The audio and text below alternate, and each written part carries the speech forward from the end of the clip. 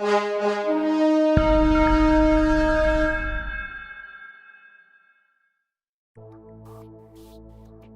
T-slots in the model can be detected quickly and easily by using the feature recognition. There are two detection modes available: T-slots combined with pockets, and just the T-slots.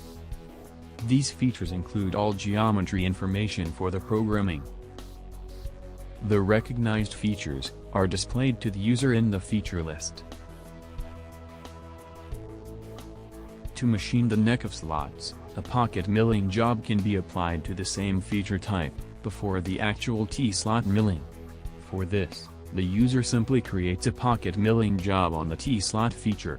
All important geometry information from the feature are carried into the job. Once the tool has been selected, the user can define allowance, infeed, as well as more options. All relevant information contained in the feature is automatically used for this roughing operation. The job can now be calculated and simulated.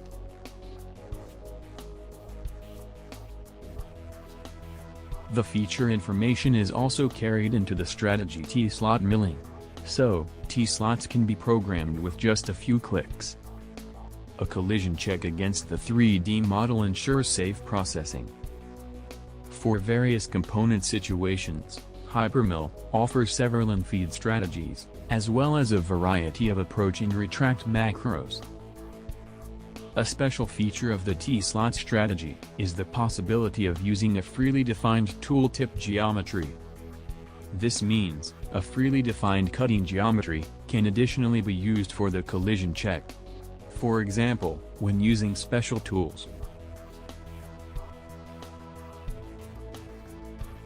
Several T-slots which can be machined with one tool, can easily be combined and programmed in only one job. Within the Feature tab, all desired T-slot features can be added to the job, and can then be calculated all at once. This ensures fast, secure, and clear programming.